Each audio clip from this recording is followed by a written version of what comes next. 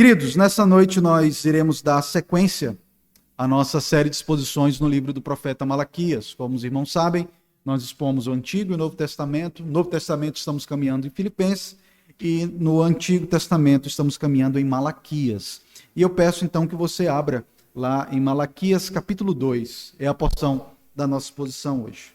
Malaquias capítulo 2.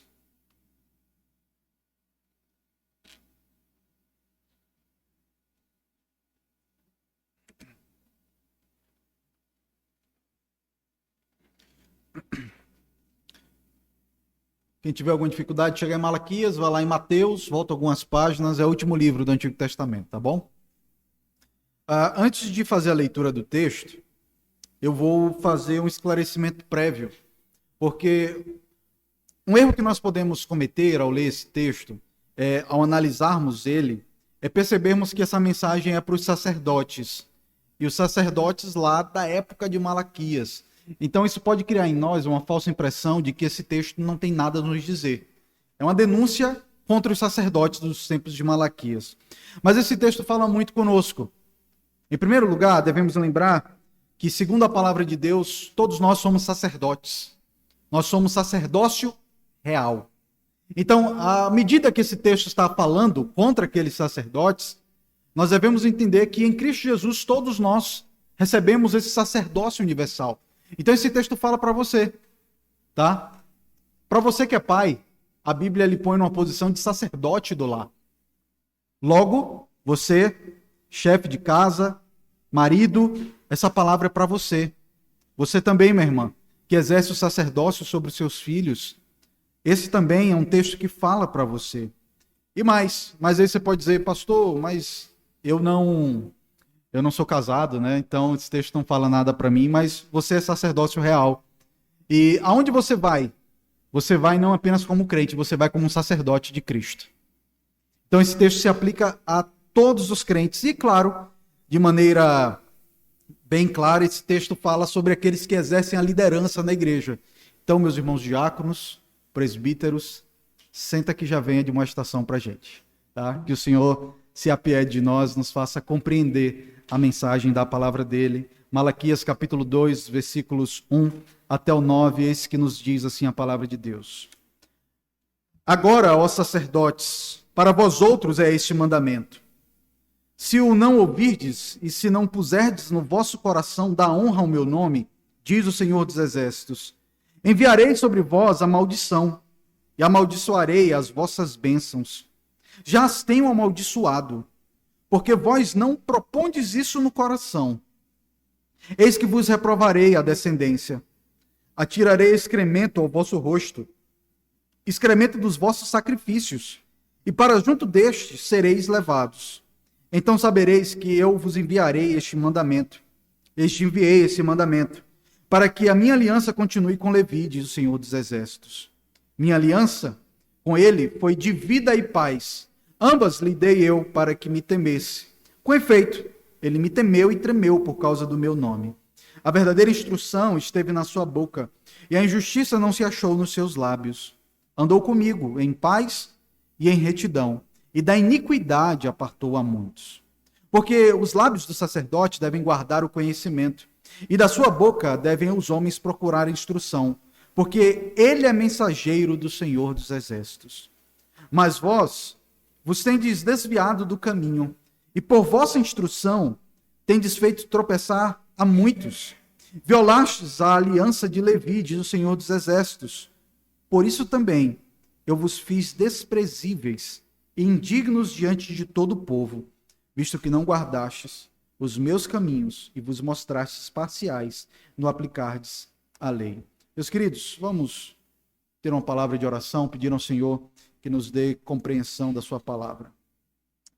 Bondoso Deus, obrigado pela tua lei, que ela serve para o nosso consolo, ela serve para o nosso estímulo na fé, educação na justiça, mas a tua palavra serve também para nos admoestar. Estamos diante de um texto grave, uma grave denúncia em relação aos sacerdotes dos dias de Malaquias, mas certamente essa denúncia serve nos nossos dias. Que o Senhor se apiede de nós, primeiro nos fazendo compreender as mensagens do Senhor na antiga aliança, e que depois disso o Senhor também corrija a nossa vida, nos instrua e nos eduque na tua justiça, de acordo com a tua lei. Nós oramos assim, certos da tua misericórdia, da tua bondade. Oramos em nome do Senhor Jesus Cristo. Amém. Queridos, nas duas mensagens anteriores, vimos que o livro do profeta Malaquias, ele é singular no sentido de uma estrutura que só ele tem. É uma estrutura de diálogo entre Deus e o seu povo. Lembremos que essa estrutura é caracterizada primeiro por uma queixa de Deus, que é seguida por uma resposta do povo, geralmente uma resposta cínica, questionando aquela afirmação de Deus, e depois tem um contra-argumento de Deus, dizendo então por que ele está fazendo aquela denúncia contra o povo. No primeiro diálogo, no início do capítulo 1, vimos que Deus fala a respeito do amor que tinha para com eles. E eles dizem, em que o Senhor tem nos amado? Está tudo dando errado para a gente. Os persas estão sobre nós, a pobreza, os gafanhotos, todo tipo de miséria está chegando sobre nós. Como que o Senhor tem amado? E Deus então responde, eu tenho amado vocês por meio da eleição. Eu amei Jacó e aborreci Esaú. E esse já era um motivo suficiente para eles perceberem o amor de Deus que era constante e perene na vida deles. No segundo diálogo, no iniciozinho, ou melhor, na segunda parte do versículo 1, Deus fala sobre a corrupção do culto e como isso o aborrecia. Lembremos que Deus denuncia o pecado daqueles homens, especialmente dos sacerdotes, que estavam ali no templo e recebiam animais inadequados para o sacrifício que deveria ser feito. Os irmãos podem se lembrar que o livro de Levítico descreve não apenas todo o rito que acontecia ali dentro das circunstâncias do tabernáculo, mas descrevia também exatamente qual tipo de animal que deveria ser levado para aquele sacrifício. E o erro é que eles levavam um animal indevido e mesmo assim os sacerdotes recebiam um animal indevido, ao ponto de que o próprio Deus chega para eles e diz, pega esse animal que você está trazendo para mim e leva para o seu governador, vê se ele vai querer esse negócio ruim. Então, ele está ali denunciando o fato de que muitas vezes nós honramos muito mais aos homens do que a Deus. Nós tememos muito mais os homens do que a Deus. E então tem esse embate entre Deus e o seu povo nessa contra-argumentação. Agora, no texto que acabamos de ler, Deus fala diretamente aos sacerdotes. Ele já tinha falado no finalzinho do capítulo 1, agora ele volta a fazer uma nova admoestação aqui no início do capítulo 2. Dessa vez aqui, nesse texto de maneira específica, não há uma estrutura de diálogo, mas há um anúncio de castigo contra os sacerdotes por eles terem se desviado das suas funções. A primeira denúncia foi contra os sacerdotes e sobre a corrupção do culto, usando animais inadequados para o serviço de adoração. Agora, nessa segunda denúncia, também contra os sacerdotes, ele trata sobre o fato de que aqueles homens, os sacerdotes, não estavam pregando a palavra de Deus com fidelidade. Então, esses dois erros mostram um declínio da função sacerdotal. Já nos dias do profeta Malaquias, aos poucos já estava ficando claro que aquele tipo de sacerdócio, ele era imperfeito, inadequado, se fazendo então necessário a chegada do sumo sacerdote, do sacerdote perfeito, o Senhor Jesus Cristo. E para entendermos a segunda denúncia que Deus faz aqui por meio de Malaquias contra os sacerdotes, precisamos ter em mente quais eram as funções dos sacerdotes.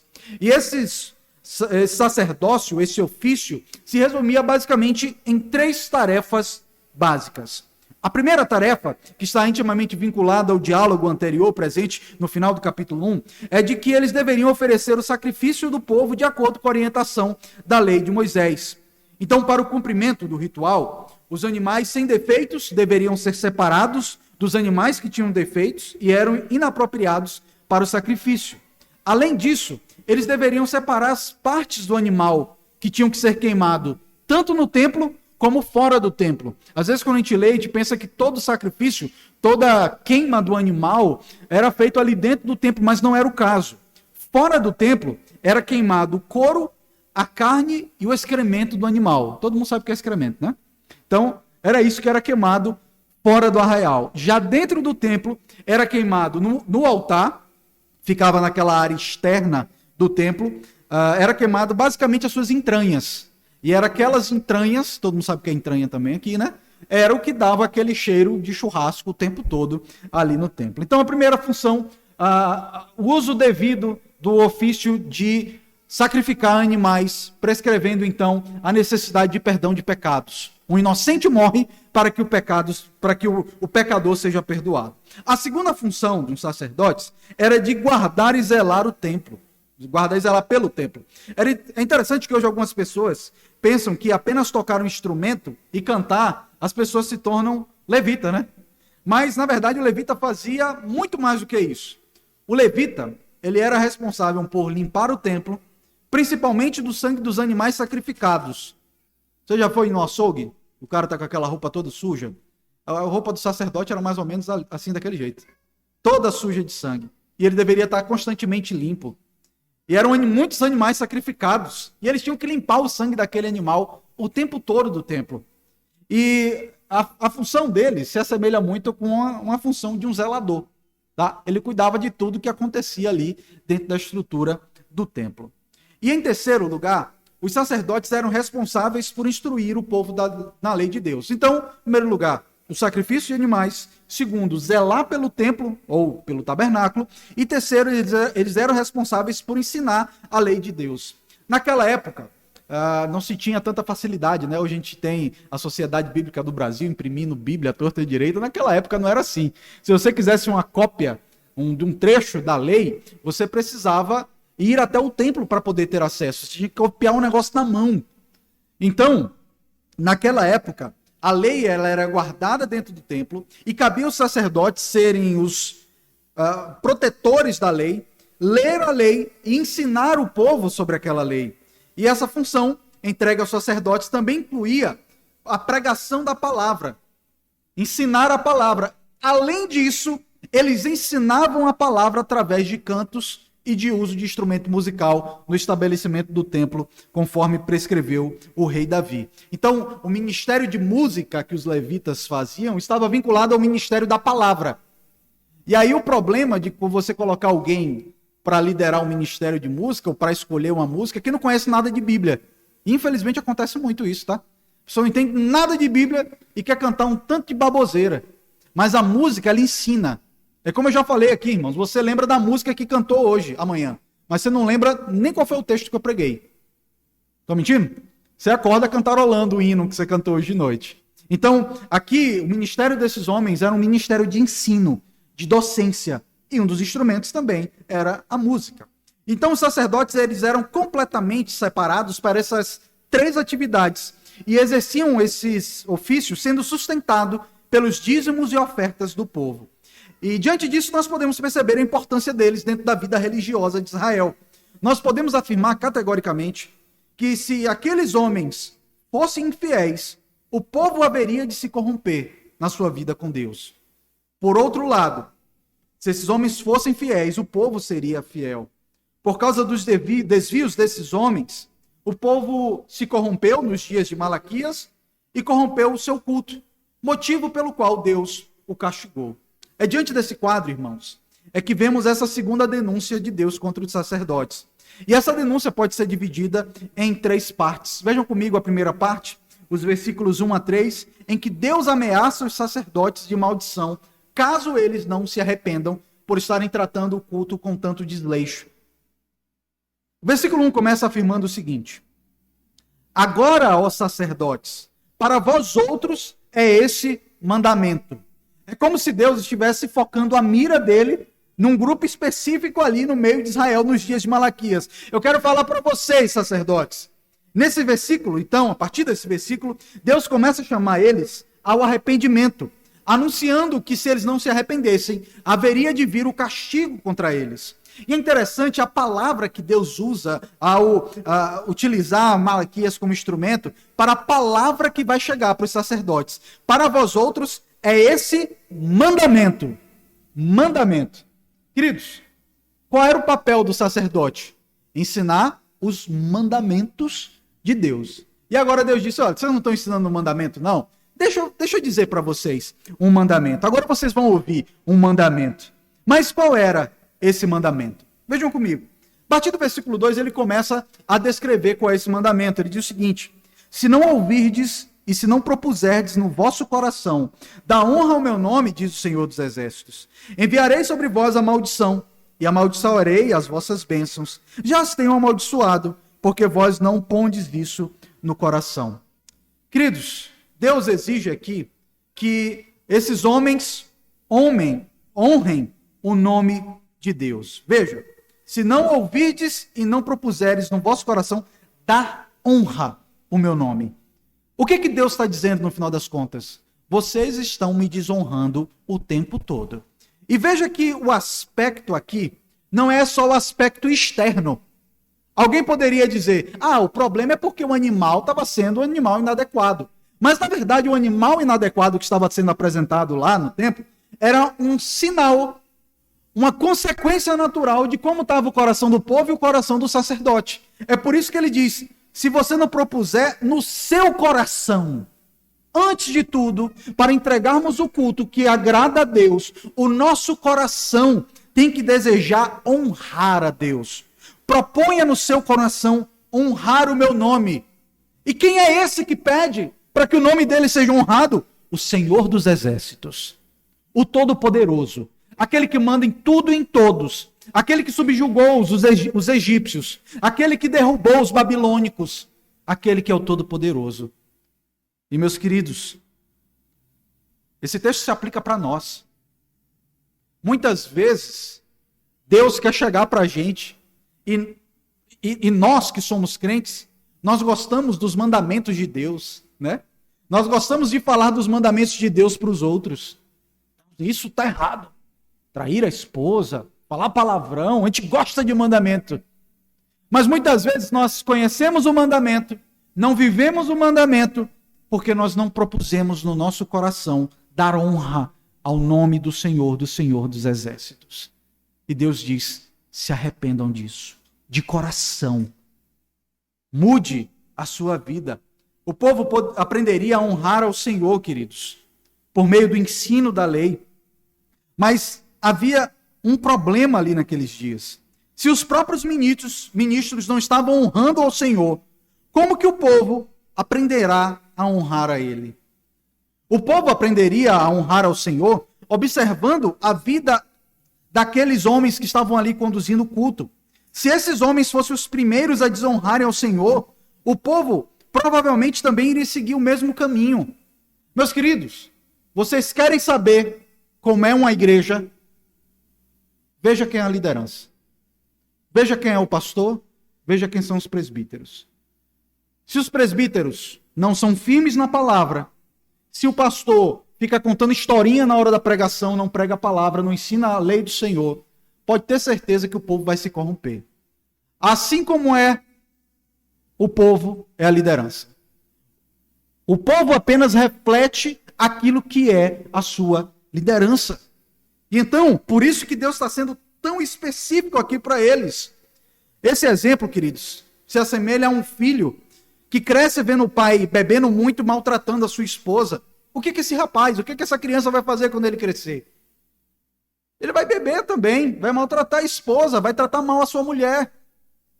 Meus queridos, apesar disso, apesar dessa característica de que o povo geralmente reproduz os vícios e virtudes da sua liderança, pela graça de Deus, muitas vezes o povo, ao ver a sua liderança desonrando ao Senhor, o povo se levanta contra isso.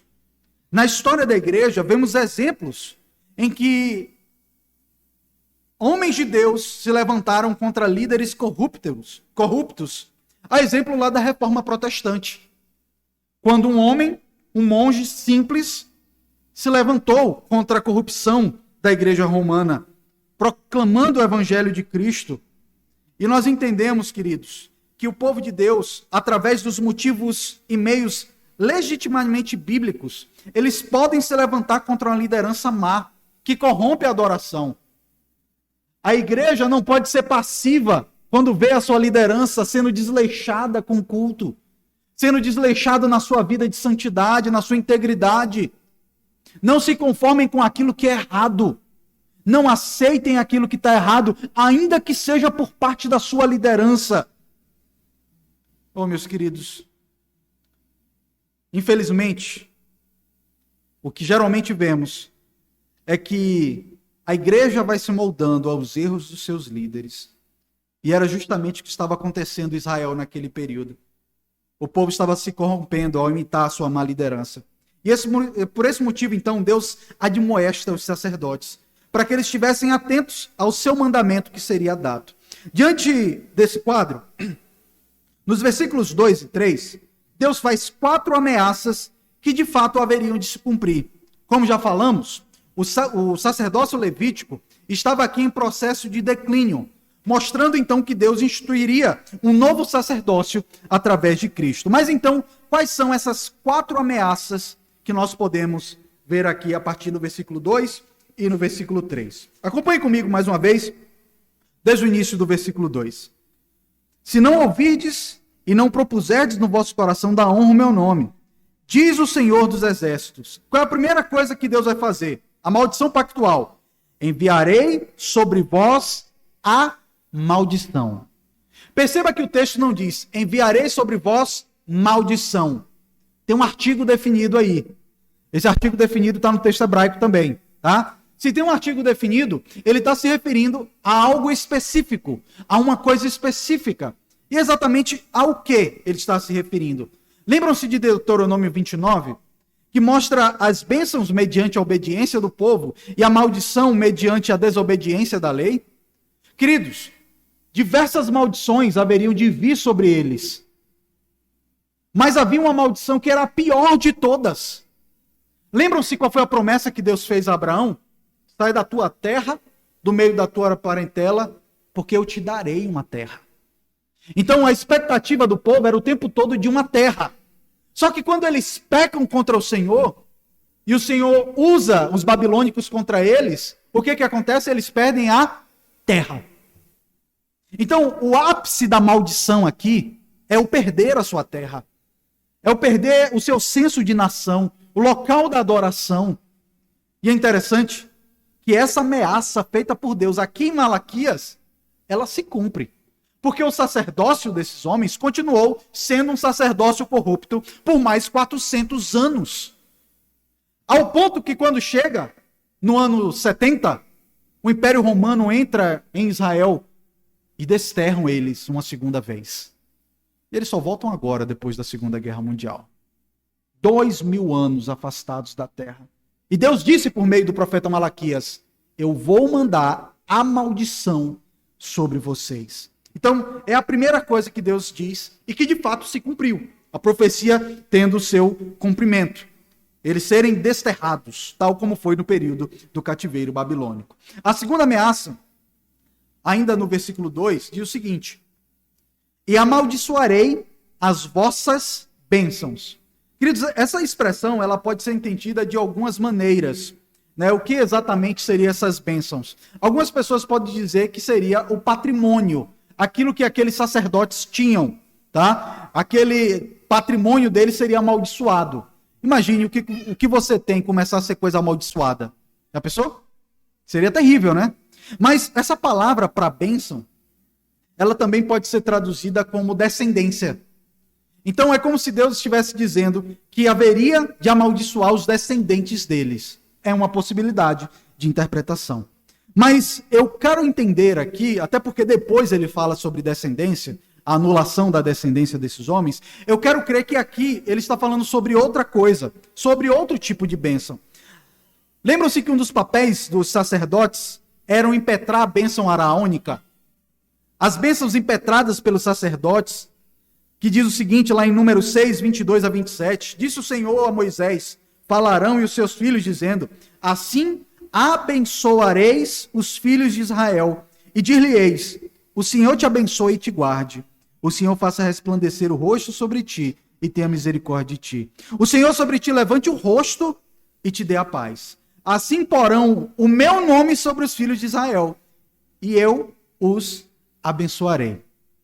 Então, qual é a imagem descrita aqui? Meus irmãos, imagine, finalzinho do nosso culto, a gente faz a oração final, né, em resposta à pregação que recebemos, e eu levanto as mãos pedindo a Deus que abençoe vocês, né? A graça do Senhor Jesus Cristo, o amor de Deus, você conhece muito bem o texto lá de Coríntios, né? Imagine que no momento que eu faço isso, levanto as minhas mãos orando por vocês, ao invés de Deus abençoar vocês, Deus amaldiçoa vocês. Já parou para pensar? Que negócio terrível. E o que o texto está dizendo é, todas as vezes que vocês levantam a mão para abençoar o povo, para orar pelo povo, vai maldição para cima do povo. Meus irmãos, que negócio terrível. Que negócio terrível. Deus estaria amaldiçoando as bênçãos daqueles sacerdotes. Assim, as bênçãos deles, na verdade, seriam um agouro, uma maldição contra o povo. Os ministérios, o ministério dos sacerdotes, que deveria ser bênção, se tornou em maldição. E, meus irmãos, creiam, hoje está debaixo de alguns ministérios, é isso.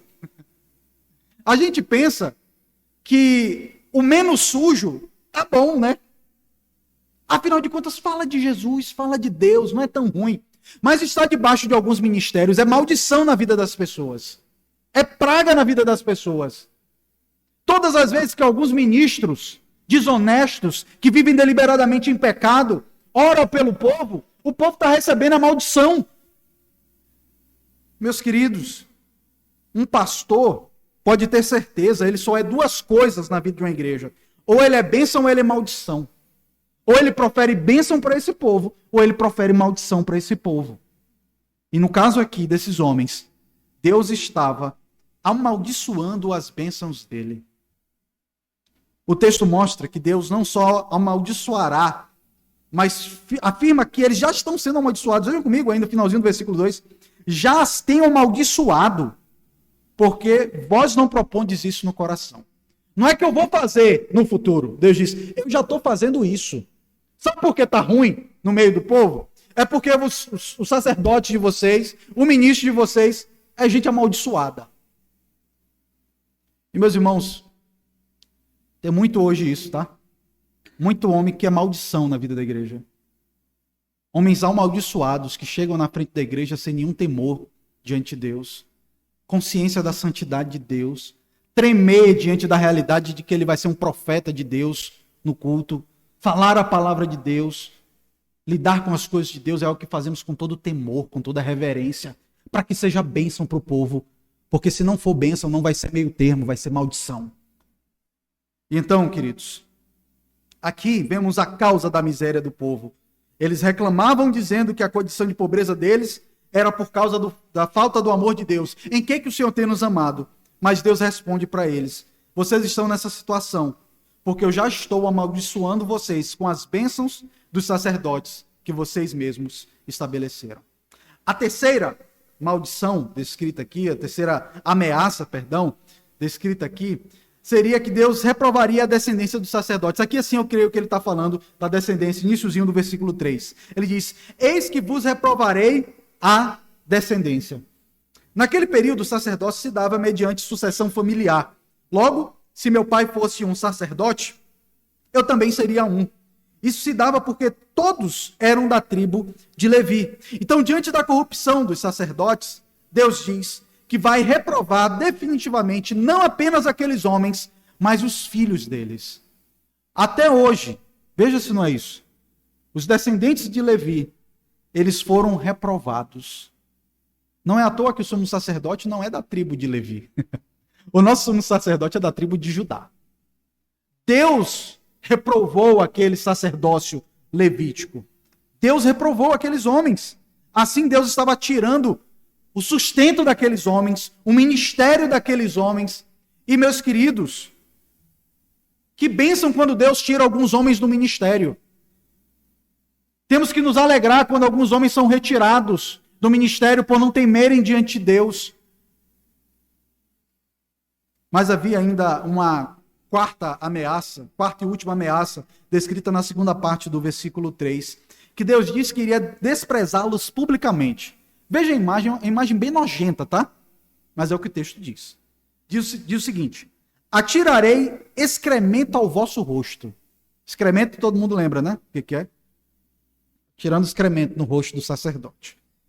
Excremento dos vossos sacrifícios, e para junto destes sereis levados. Como vimos no início da nossa exposição, o sacerdote deveria queimar fora do arraial o couro a carne e os excrementos dos animais sacrificados.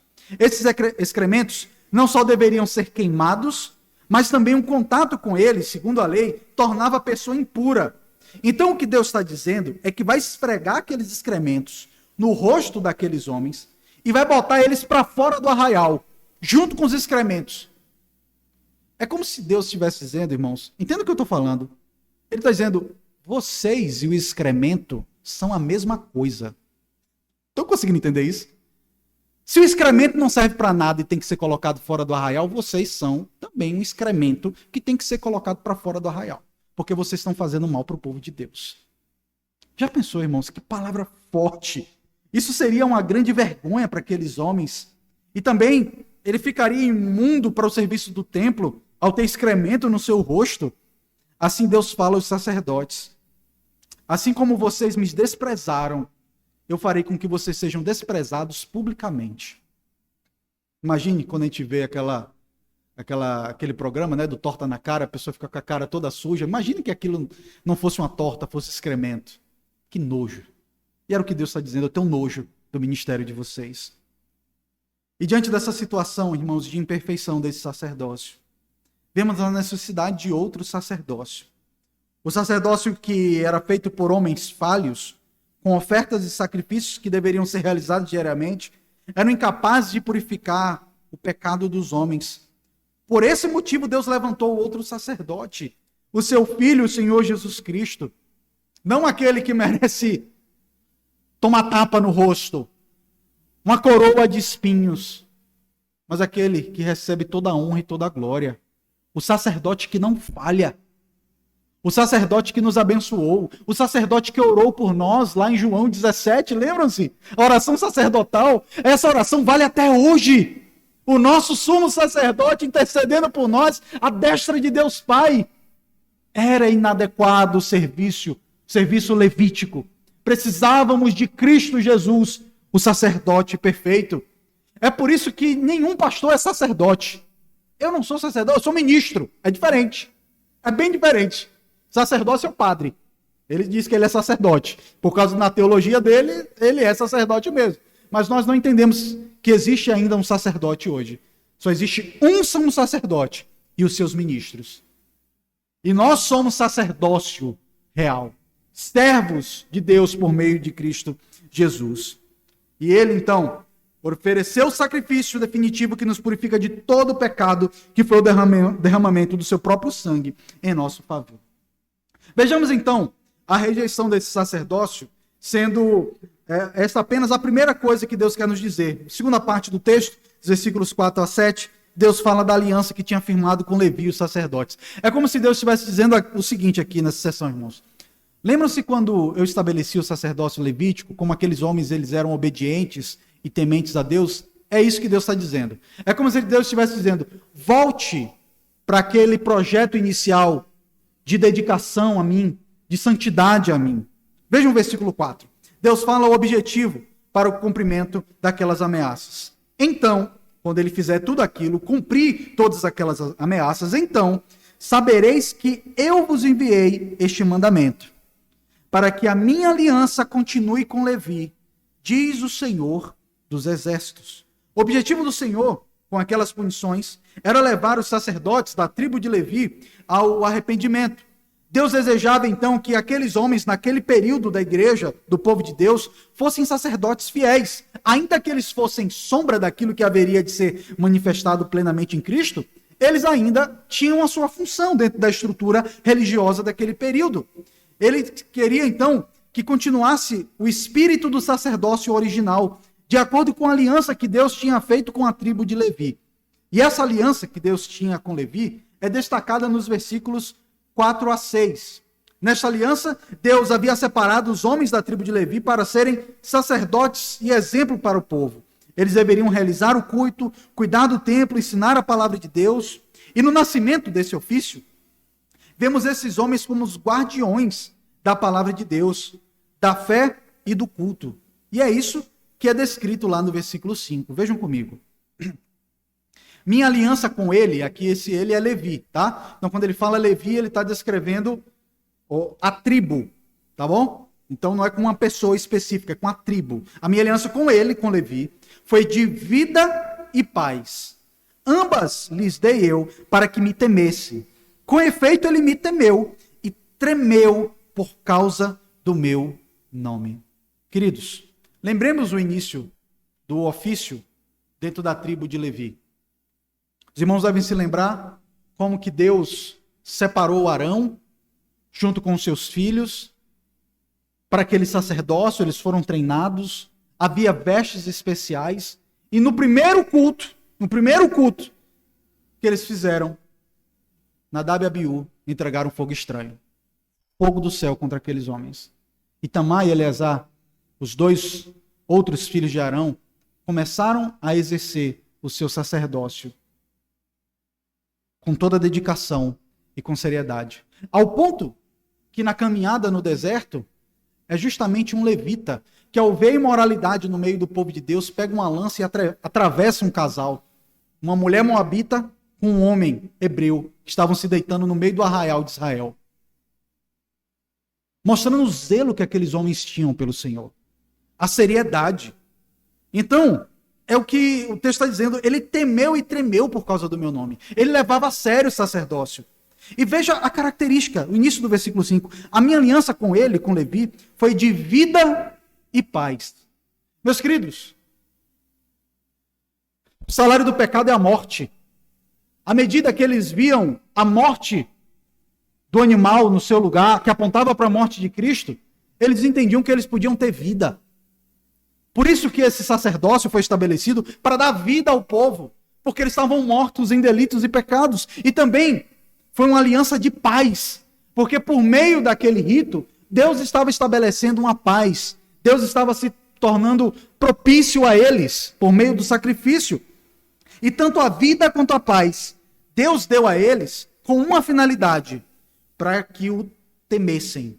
Ambas lhe dei eu para que me temessem. Então Deus passa a descrever como esses primeiros levitas se comportavam nessa aliança. E ele diz 4 coisas. Vejam comigo. Primeira coisa, segunda parte do versículo 5. Com efeito, ele me temeu e tremeu por causa do meu nome. A primeira qualidade daqueles homens é que eles temeram e tremeram diante de Deus. Eles tinham plena consciência da santidade de Deus e da nobreza do ofício. Lembram-se que quando a nuvem de glória entrava no templo, quando o tabernáculo foi consagrado, quando o templo de Salomão foi consagrado, aqueles homens saíam do templo porque eles percebiam a santa presença de Deus e não queriam ficar naquele lugar. Eles tremiam diante de Deus.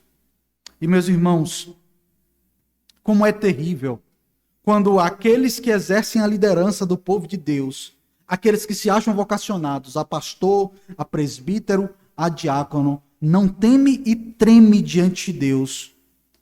Vê o ministério como um meio de vida, vê o ministério como uma ferramenta para ganhar prestígio. Meus irmãos, especialmente vocês oficiais, tremam diante da realidade de quem vocês são. Um presbítero. Tremam e temam a Deus. Meus queridos, só Deus sabe o quanto que meu coração às vezes fica angustiado quando eu tenho que pregar a palavra de Deus. O temor que eu tenho de ser preciso naquilo que Deus de fato está falando. Eu não prego a palavra de Deus, eu não devo pregar a palavra de Deus como se eu estivesse indo tomar um cafezinho na casa de uma pessoa, como se eu estivesse indo para fazer um discurso bonito, um papo furado. A pregação do evangelho é cheiro de vida e cheiro de morte. À medida que eu estou pregando, tem gente que está sendo condenado para o inferno. À medida que eu estou pregando, tem gente que está ressuscitando, ganhando vida por meio da ação do Espírito Santo. Eu tenho que temer e tremer diante de Deus. E assim é qualquer pessoa que exerce a liderança no meio da igreja. Meu irmão, trema diante do seu ofício. Você, pai, que é sacerdote do seu lar, trema diante da realidade de que você é o sacerdote e o exemplo dentro da sua casa. Trema por isso. Porque certamente, por causa de um erro seu, pela sua falta de temor, você pode botar a sua família a perder e você pode botar a sua igreja a se perder. A segunda coisa, lá no versículo 6, ele diz o seguinte sobre essa aliança: eles traziam na sua boca a verdadeira instrução. Versículo 6. A verdadeira instrução esteve na sua boca, e a injustiça não se achou nos seus lábios. Lembram-se? Esses homens eram responsáveis pelo ensino da lei de Deus. E Deus está dizendo que aqueles homens no início pregavam com fidelidade a palavra de Deus. A verdadeira instrução estava na boca deles. E o pecado não se achou nos lábios daqueles homens. E mais, eles tremiam diante de Deus, em primeiro lugar. Em segundo lugar, eles pregavam fielmente a palavra de Deus. E em terceiro lugar, eles tinham intimidade com Deus. Vejam ainda no versículo 6. Eles andaram comigo em paz e retidão. Lembram-se quantas vezes aparece na Bíblia? E fulano andou com Deus.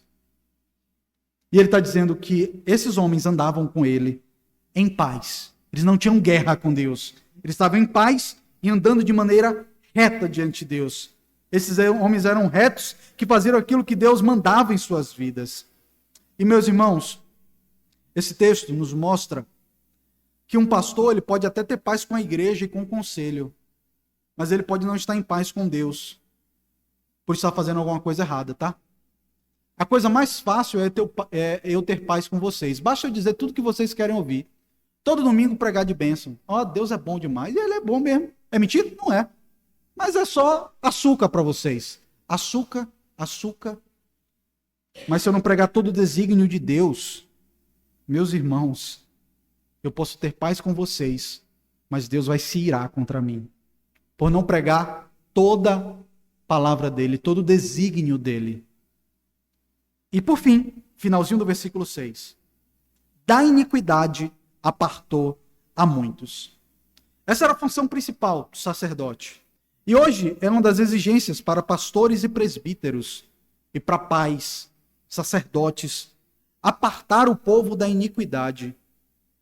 E como que esses sacerdotes fizeram isso?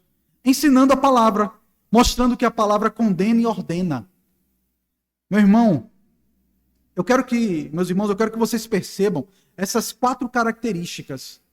Temer a Deus, ser instrumento de falar com fidelidade a instrução da palavra de Deus, andar com Deus e apartar o povo da iniquidade. É basicamente isso que Deus quer de um pastor. Apartar o povo da iniquidade. Ainda que o povo não goste, o papel do pastor é esse. O seu papel como pai é esse. O seu papel como mãe é esse. O seu papel como um homem de Deus, como mulher de Deus é esse. Apartar as pessoas da iniquidade por meio do ensino da palavra de Deus. E então no versículo 7 fica claro que a fonte de autoridade dos sacerdotes não estava neles, mas no fato deles serem mensageiros de Deus. Veja, irmãos, gravem esse versículo. Gravem esse versículo. Porque os lábios do sacerdote devem guardar o conhecimento, e da sua boca devem os homens procurar instrução, porque ele é mensageiro do Senhor dos exércitos. O que é um pastor? Está sendo pertinente tratarmos desse texto? Os irmãos estão em um período de decisão sobre pastor da igreja. E, meus irmãos, o que tem que ser um pastor? O que você tem que esperar de um pastor? Está aqui, ó.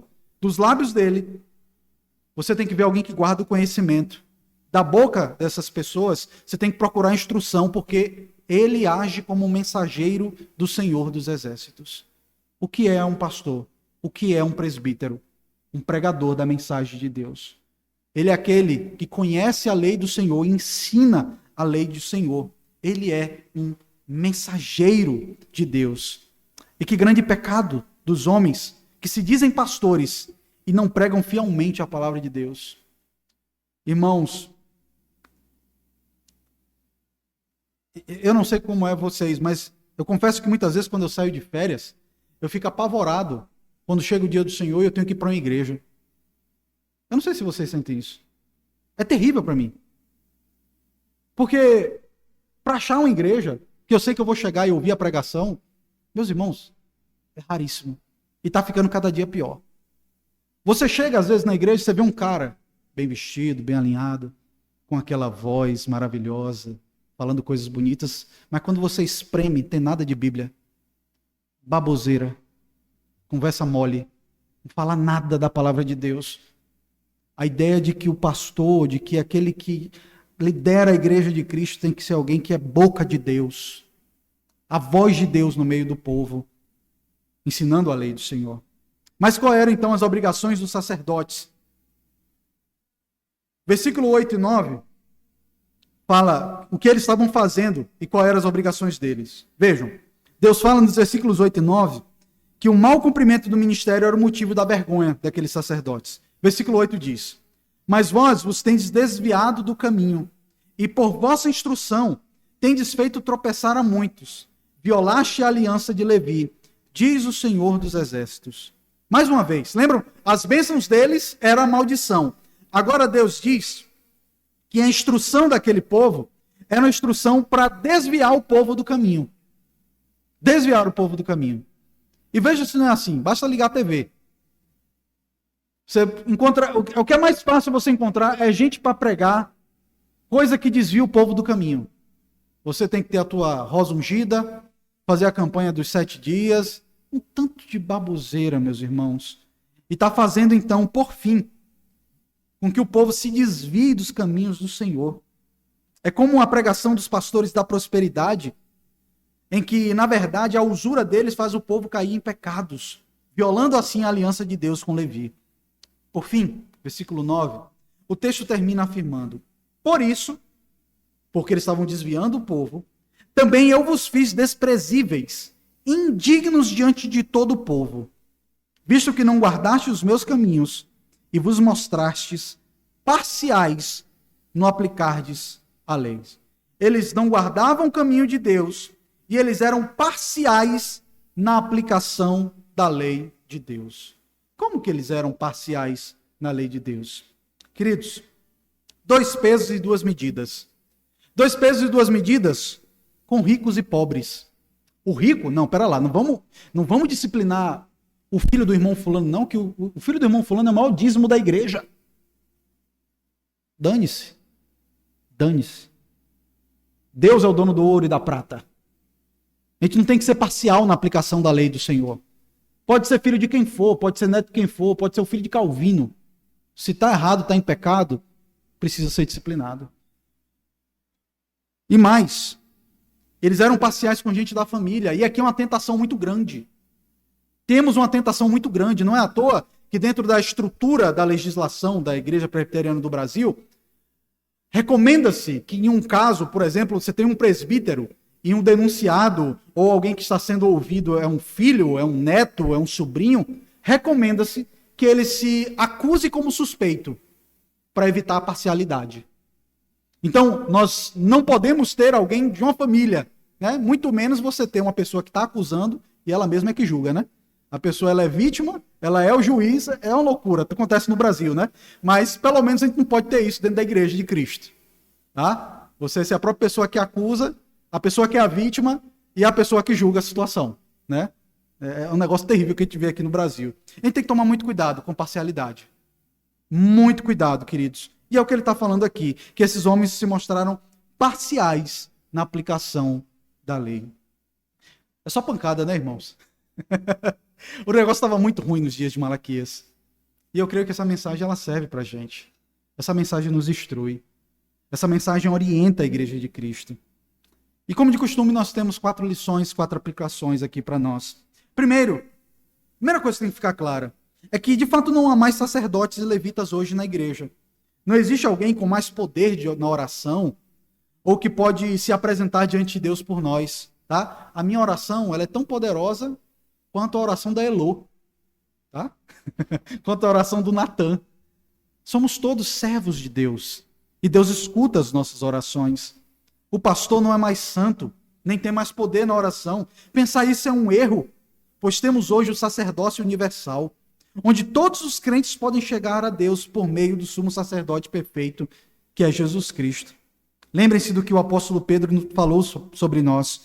Vós sois sacerdócio real.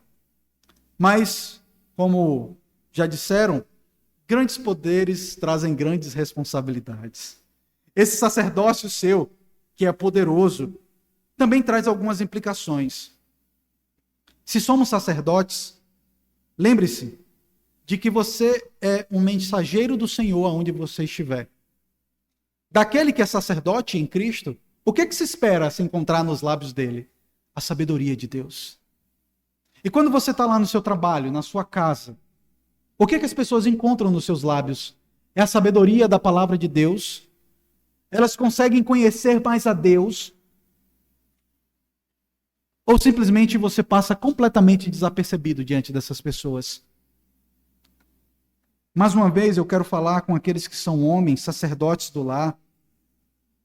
Meus irmãos, como que vocês têm exercido o sacerdócio do seu lar? Será que a piedade é encontrada nos seus lábios? A palavra de Deus é encontrada nos seus lábios? Ou você está como um sacerdote que é desprezível? Basicamente o seguinte, se você tivesse casa ou não tivesse, não faria diferença nenhuma. É como excremento. Lá fora. Fica fora de casa o tempo todo. Que Deus tenha misericórdia de nós, irmãos, para exercermos esse nosso sacerdócio. Vocês são sacerdotes de Cristo aonde vocês forem. Não pensem que esse é um papel meu de pastor, esquece isso, tá? Eu tenho o meu papel no corpo de Cristo. Deus me deu um dom, o dom da docência. E Deus vai me cobrar por isso. Mas Deus também vai cobrar de você. Aonde você está, no trabalho, na vizinhança, para que você seja um sacerdote de Deus ali. Para que você seja um sacerdote honrado do Senhor, aonde quer que você for. Em segundo lugar, devemos saber que apesar de não termos mais sacerdotes, Deus colocou na igreja os pastores e presbíteros para ensinar o povo a palavra dele, especialmente no ambiente de culto. Irmãos, a centralidade da pregação do nosso culto não faz parte apenas de uma tradição calvinista, mas é o ensino da palavra de Deus. Quando vemos cultos em que a ênfase é testemunho pessoal, louvorzão com músicas que não dizem absolutamente nada, e um pastor que só faz uma breve reflexão, já viu? O pastor não dizendo, não vou pregar não, eu vou fazer uma breve reflexão. Ou então, eu já ouvi isso. O pastor disse assim, não, deixa eu falar uma besteirinha aqui para vocês. Eu já ouvi isso. Vou falar uma besteirinha aqui para vocês. Meus queridos, isso certamente conduzirá a igreja a tropeços e a pecados. Lembrem-se do papel que Deus deu de liderança no meio da igreja. Por isso que nós temos que cobrar da nossa liderança, pastor, presbíteros, que esses homens dirijam bem o culto ao Senhor, com todo temor, não de acordo com achismo, mas com temor e seriedade, focado na palavra de Deus. A terceira aplicação que nós podemos ter aqui é que a nossa responsabilidade como crentes é não aceitar um culto em que a palavra de Deus não é ensinada com fidelidade. Lembram-se do exemplo que eu dei do povo na Reforma Protestante? Em que os leigos, se levantaram contra a alta liderança da igreja romana, porque a liderança estava completamente corrompida. Deixa eu lhe dizer, pode ser que chegue um momento que esse seja o seu papel. Ter que se levantar, para que então, consciente do que a palavra de Deus ensina, chamar o povo de Deus à fidelidade. Nós não podemos ser coniventes, queridos, com pregadores que ensinam falsas doutrinas, que não conduzem o povo para o conhecimento verdadeiro da palavra de Deus. Meus irmãos, Deus me dê a graça de morrer sendo pastor dessa igreja. Mas tanto eu um dia posso não ser mais o pastor dessa igreja, como você um dia pode não estar mais nessa igreja, você pode se mudar para outro lugar. Tá? E você tem que ter maturidade para saber escolher a igreja que você vai frequentar e o pastor que vai pregar a palavra de Deus para você. Porque se não for um homem que prega a palavra de Deus, o que ele vai proferir sobre a sua vida é maldição. Não vai ser bênção. É por isso que nós, enquanto crentes, temos que ser criteriosos. Não aceitem comer palha quando vocês têm diante de vocês o alimento, a palavra de Deus, o alimento para poder saciar a fome do homem, para poder converter corações. Não aceite ouvir baboseira. Queira a sã palavra de Deus, a pura palavra de Deus, para que você seja instruído, para que a igreja cresça em santidade e para que o povo de Deus continue caminhando em direção ao encontro com Cristo Jesus. A minha quarta e última aplicação é um pedido de misericórdia. Ore por mim. Ore pelos presbíteros da sua igreja, para que de fato o meu ministério seja um ministério de vida e paz sobre a vida de vocês. Para que eu faça isso com fidelidade. Para que de fato eu continue tremendo diante de Deus. No dia que eu perder esse tremor dentro de mim, eu perdi o temor a Deus. E é por isso que, se eu venho aqui na frente fazer uma liturgia, eu tenho que tremer. Se eu venho aqui na frente pregar a palavra, eu tenho que tremer. Se eu venho aqui na frente para ensinar uma aula de ABD, eu tenho que tremer. Porque é a palavra de Deus. Eu não estou falando uma mensagem de alguém que me disse alguma coisa. Eu sou o profeta, o mensageiro de Deus, como diz o texto. Por isso, meus irmãos, orem por mim. Orem pela sua igreja. E não aceite na sua igreja nada diferente do que a pregação da sã doutrina de Cristo Jesus no púlpito. Queiram chegar aqui e dizer: entendi a palavra de Deus, vou guardar ela no meu coração e essa palavra vai transformar a minha vida. Que Deus nos abençoe, nos agracie com a misericórdia dele. Vamos orar, queridos? Senhor, o Senhor nos chama a exercermos o nosso sacerdócio como sacerdotes reais. O Senhor nos chama também a sermos criteriosos com a liderança da nossa igreja. E que o Senhor derrame sobre nós, Senhor, um temor diante dessa realidade. Não nos deixe ser instrumento de tropeço para os descrentes. Não nos deixe ser motivo de escândalo. Não deixe que a nossa igreja se torne um lugar em que um evangelho barato é pregado, mas que o evangelho de Cristo seja proclamado com fidelidade, Senhor. Ó Pai, que o Senhor tenha misericórdia para que a nossa imundície não nos afaste do Senhor, o nosso pecado não afaste do Senhor, a nossa parcialidade nos afaste da fidelidade ao Senhor. Tira de nós, Senhor, todo excremento que está sobre nós, que nos torne inadequados para cultuarmos o Senhor e servirmos a Ti. Nos purifica. A Tua palavra nos diz que, se o Senhor nos purificar, nós seremos mais alvos do que a neve. Que o Senhor nos purifique para exercermos esse sacerdócio maravilhoso que recebemos em Cristo Jesus. E é no nome dele que nós oramos. Amém. Amém.